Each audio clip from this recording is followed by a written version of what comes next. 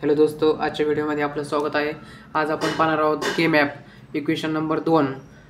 पहिला आपण एक इक्वेशन घेतलं, अगोदर एक एक्झाम्पल घेतलं। आज आपण एक एक्झाम्पल घेणार आहोत, ते पण 4 व्हेरिएबल्स आहे के मॅप। चला आता आपण के मॅप ड्रॉ करू। सगळ्यात अगोदर 4 चे कॉलम करायचे आहेत आपल्याला।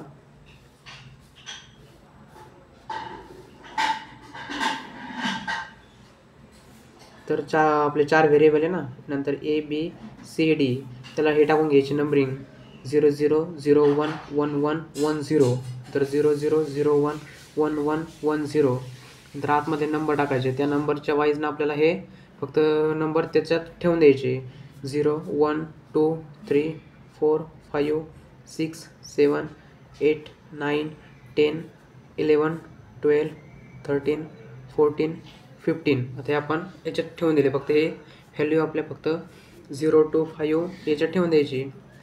तर 0 नंतर 2 नंतर 5 नंतर 7 13 आणि 15 हे आपले दिलेले आहे। आता सगळ्यात अगोदर पाहिजे आपला 4चा ग्रुप होतोय का, इथं 4चा ग्रुप होतोय, हा एक 4चा ग्रुप केला आपण।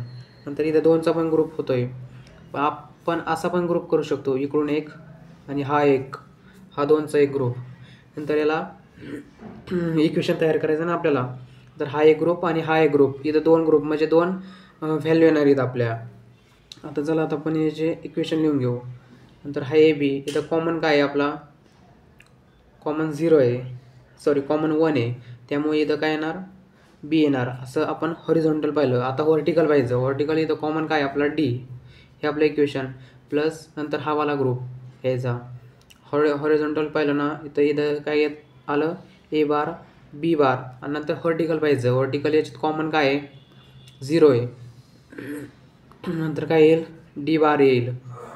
हे आपलं equations y equal to B D plus A bar B bar D bar, हे आपलं इक्वेशन झालं।